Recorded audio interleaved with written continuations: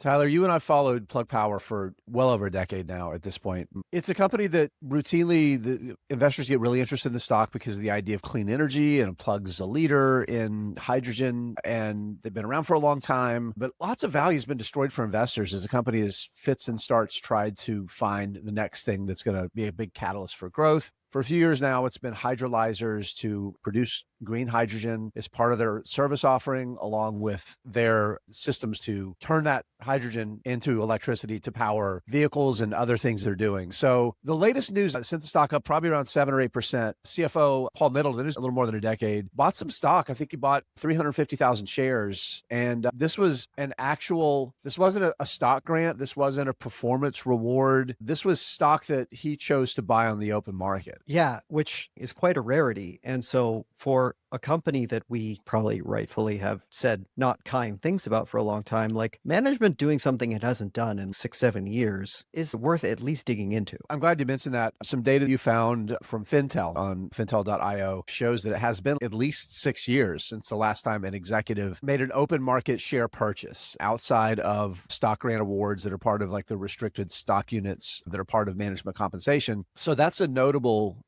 thing. But I think something that we've consistently done with every business that we cover and that we do as investors ourselves is whenever we see something that looks like a bullish catalyst, that looks like it's positive, we have to go back to just the basic blocking and tackling of investors and take a closer look at what's going on in the business. Dig in and see if there's any opportunity here with Plug. This video is sponsored by the Motley Fool. If you're looking for more great stock ideas, go to our special link. We've got a special partnership. You can go to fool.com/unscripted. Go to that link and you can get access to the Motley Fool's 10 best stocks to buy right now. Worth checking that out. Okay, Tyler, I'm going to share on the screen here a couple different things. The first one is just the press release that Paul Middleton bought shares. This is interesting because companies almost never issue press releases when executives make open market share repurchases. They're noisy, not necessarily relevant to the company's operations, and there's usually no reason to spend the money or time to do something like that. And in fairness to Plug, they also pre-announced some results. They said, look, we're anticipating revenue. They went ahead and kind of pre-announced their revenue, and their cash burn did substantially improve year over year. So that's positive. They talked about a few other things in there as well. I guess it was a good opportunity to tout that an insider's buying stock and also pre-release their results. But there's one thing I want to talk about that I think is probably far more important to investors, and that is an announcement back in late April right here, Tyler. Had been trying to get a loan from the Department of Energy for quite a while. There was a lot of chatter around the idea of securing a big loan from the Department of Energy and part of as the clean energy grants or whatever, which has been decidedly slower. And with the change in administration, one does wonder if that's still going to happen. Rather than wait around for that Department of Energy government loan, it's signed a senior secured, which basically means like they have claim on assets if things go wrong, with Yorkville Advisors, which is a middle market lender, if you will. Maybe not the most known thing, but companies like Oak Tree Capital lend to small, medium businesses pretty high rates. This is a similar deal where Yorkville is going to issue multiple tranches of senior debt that has to be paid back. I believe, I don't think this actually says it, but I think it's 2028 when you go into the actual filings. Yeah. So here's the breakdown of that $525 million. It includes an initial $210 million tranche, which will be fully funded at the closing. And they announced this on the 28th, and it closed in early May. So it's already closed. They're going to use about $83 million of that to retire some existing convertible debt with Yorkville. So that's part of the reason they were able to do that. There's a little bit of a positive here because it's going to help reduce potential dilution because they're going to pay off that debt. They're going to roll it in, really, is really what's happening here versus issuing shares. So that's a little bit of a positive that you mentioned there. And it does give the business that direly needs it other capital, because let's, again, talk about some things that they pre-released those numbers, and expected cash usage to be about $142 million. It was a little less than that. That's a big improvement from $268 million. But if we go back to this prior press release, actually revenue was $133 million and they burned $152 million in cash, which was actually about $9 million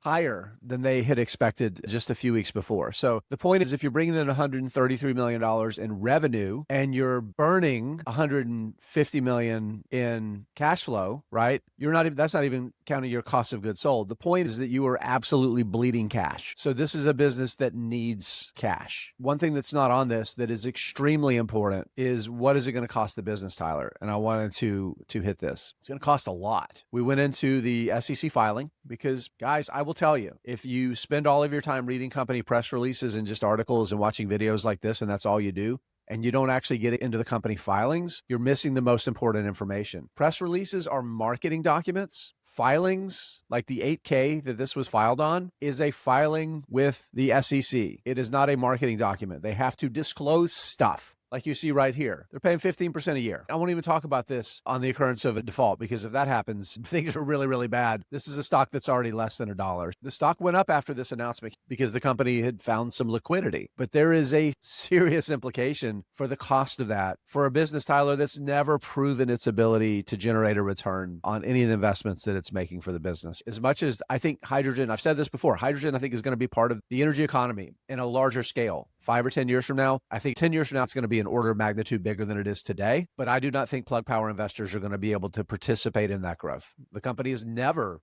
figured out how to turn any of their growth initiatives into per share value. So I don't think that's going to change with this. There's just more ways to find funding. It's a company that hasn't really earned a lot of investor trust for a long time, but we wanted to use the hook of the insider purchase as something that hasn't happened in a long time, as like a, hey, is something actually different? Is something tangibly different with this business to actually merit reconsidering what has been a long and kind of honestly a tired playbook with this business of granting big stock options, hyping the company up with press releases, making it look really good with signing new deals or credit agreements or something like that, that sounds great on a management release or a press release, and then gives management cover to sell shares either on scheduled purchases or open market sales when the stock price is high. It's been going on more than 25 years now. This company's been doing this, but rarely they buy stock. It was worth looking at it. And to be honest, management buying stock can be a nice signal. Do keep in mind, it wasn't a lot of money. I think it was like $250,000 for executives that have made millions of dollars in stock sales over the years. It's not that big of a deal, but it seems a lot more like just window dressing for another not so great deal that is perhaps directing their attention to places they shouldn't be. And I think that's been the Plug Power story for a long time. And I know some people disagree with us, but management has been showing its true colors for a long, long time. And I don't think that's going to change anytime soon. The other party that's going to